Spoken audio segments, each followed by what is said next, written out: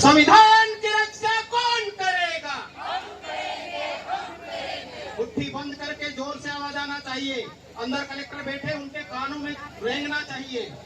संविधान की रक्षा कौन करेगा? हम करेंगे, हम करेंगे। लोकतंत्र की रक्षा कौन करेगा? हम करेंगे, हम करेंगे। प्रकृति की रक्षा कौन करेगा? हम करेंगे, हम करेंगे। मजदूरों की लड़ाई कौन लड़ेगा? हम लड़ेंगे, हम लड़ेंगे। किसानों की लड़ाई कौन लड़ेगा? हम लड़ेंगे, हम लड़ेंगे। विद्यार्थियों की लड़ाई कौन लड़ेगा? हम लड़ेंगे, हम लड़ेंगे। धन्यवाद।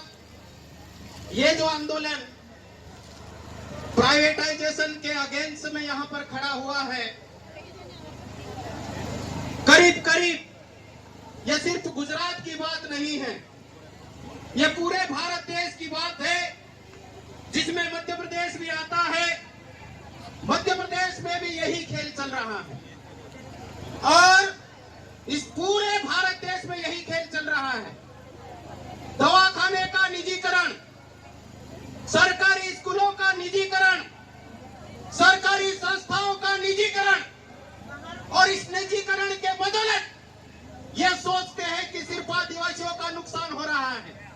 इस देश में समस्त गरीबों का नुकसान हो रहा है, चाहे वंचित हो, चाहे दलित हो, चाहे सवर्ण हो, चाहे बनिया हो, चाहे ब्राह्मण हो, सबका नुकसान हो रहा है। इसलिए इस लड़ाई में न सिर्फ आदिवासी वरन इस देश के प्रगतिशील सोच रखने वाले समस्त लोगों को, चाहे किसी भी धर्म में विश्वास रखते हो, चाहे किसी पंथ में विश्वास रखते हो, चाहे किसी जाति से आते हो, सबको छोड़ के मानवता और इंसानियत की लड़ाई लड़ने के लिए हम सबको इकट्ठा होना पड़ेगा। और इसी बात का समर्थन देने के लिए हम मध्य प्रदेश से चल के आए हैं और विशेष करके हम पढ़े लिखे लोगों को आगे आना पड़ेगा, कमान संभालना पड़ेगी। मैं सेल टैक्स ऑफिसर था, नौकरी छोड़ के सर पे कफन बांध के गरीबों की लड़ाई लड़ने के लिए निकले हैं। आज गुजरात में आंदोलन है, पूरे भारतवर्ष में आंदोलन की तैयारी चल रही है। यहाँ से जाने के बाद में इस आंदोलन को हम मध्य प्रदेश में खड़ा करेंगे। कहाँ तक आप लोगों की ताकत है, आप अपनी ताकत दिखाइए। हम अपनी तैयारी करते हैं, गांव में जाके गांव के लोगों को तैयार कीजिए। आपके जेल में कितनी जगह है वो हम देखना चाहते हैं।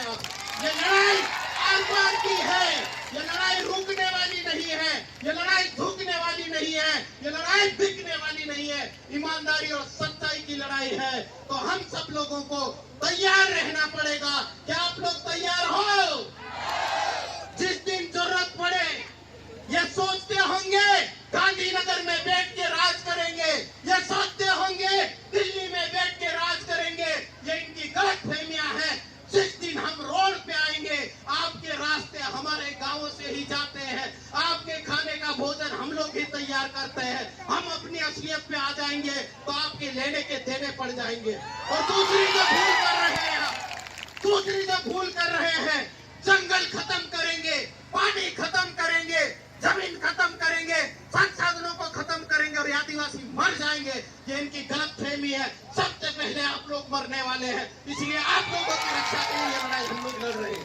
तो ये लड़ाई में लंबी बात न करते हुए, ये लड़ाई सच्चाई की है, ईमानदारी की है, संविधान को बचाने की है, लोकतंत्र को बचाने की है, देश को बचाने की है, प्रकृति को बचाने की है और प्रकृति के अस्तित्व और मानव जात के कीड़े मकोड़े के अस्तित्व को बचाने की है। हम सबको इकट्ठे होकर लड़ने की बात है।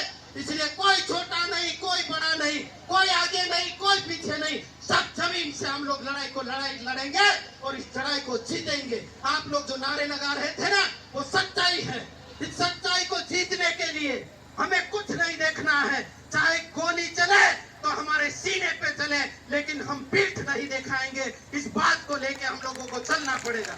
मैं युवा साथियों से आह्वान करता हूँ, ये बुजुर्गों ने इस लड़ाई को यहाँ तक लेके आए हैं, अब इस लड़ाई को आगे ले जाने की जवाबदारी हम लोगों की है।